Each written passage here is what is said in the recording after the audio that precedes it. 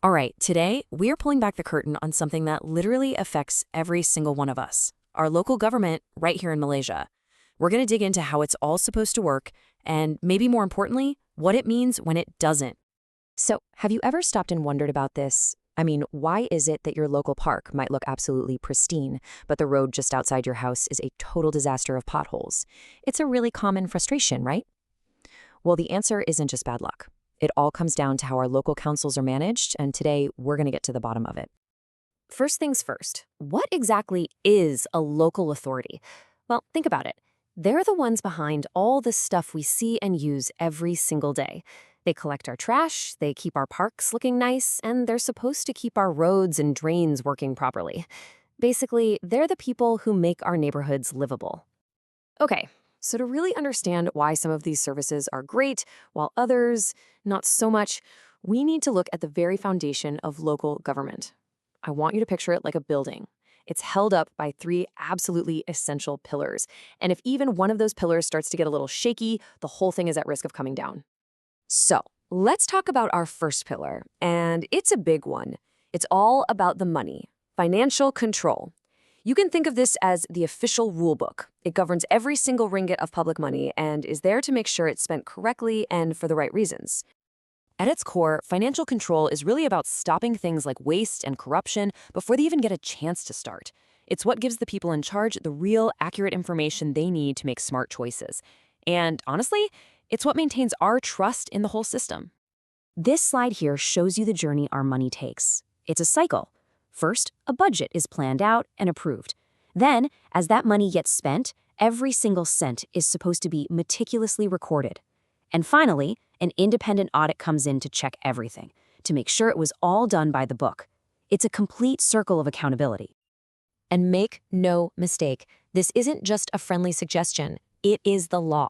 The Local Government Act itself gives the Auditor General the power to go in and examine every single record. This kind of external oversight is a seriously powerful tool against financial mismanagement. But here's where we run into a massive problem in Malaysia. A lot of our local authorities are dealing with something called audit lags. This means their financial reports are delayed for months, sometimes even years, and that is a huge blow to transparency. I mean, think about it. How can we hold anyone accountable for last year's spending if we haven't even seen the report yet? Okay, so if financial control is the rule book, then our second pillar, corporate governance, is the referee who makes sure everyone plays by the rules. This is a system that ensures the people in power are making the right decisions and are actually held accountable for their actions. Now, you've probably heard this term thrown around in the business world, right? But its principles are just as, if not more, crucial for our government. It's all about setting a clear direction and making sure everybody knows who is responsible for what, from the very top leadership all the way down. And this slide points out a really critical difference. You see, a private company, its main goal is pretty simple: make a profit for its shareholders. But a public body, like your local council, has a totally different mission. Its job is to serve you, the citizen, and to do it effectively and transparently. The whole focus is flipped.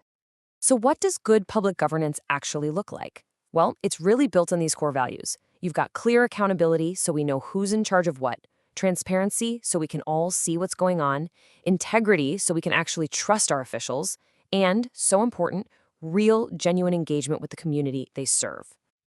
And that brings us to our third and final pillar. This is where the rubber really meets the road: management. If governance is the captain of the ship setting the course, then management is the engine room, the team that turns all those plans and budgets into actual real-world services. This is the nitty-gritty stuff of local government, you know? It's all about managing the people, the money, and all the equipment and assets to make sure our trash actually gets picked up, our roads get fixed, and our licenses are processed on time. It's the doing part. So this table breaks down the 4 key jobs of management. First, you have to plan the work. Then you organize the teams to do it. After that, you have to lead and motivate them. And finally, you control their performance to make sure they're actually hitting their targets. You see, without strong management, even the most brilliant plans are just going to fall flat. So we've looked at these 3 pillars one by one, but here's the most important thing to remember. They do not exist in their own little bubbles. They are all deeply connected. They either stand strong together or they all risk coming tumbling down. This chart really puts it all into perspective for us. You have financial control, which is all about integrity, but it's often held back by those audit delays. Then you have corporate governance, which provides that crucial oversight, but it can struggle to adapt to the public sector. And finally, you have management, which is responsible for getting things done, but often faces a serious lack of resources. You can see right there how a weakness in one pillar directly hurts the others. And the bottom line is this: when just one of these pillars is weak, the entire system suffers. Weak governance means financial rules get ignored. Poor financial control means managers are basically flying blind, without the data they need to make good decisions. And, ineffective management means that even with the best intentions and a perfect budget, services will ultimately fail. It's a chain reaction. So now that you understand these three pillars, you actually have the tools to start demanding better from your local government. You can ask to see your council's latest audit report. You can find out who's in charge of that new project down the street. You can question whether services are actually being delivered effectively. Because you know what? True accountability starts when we, the citizens, know what questions to ask.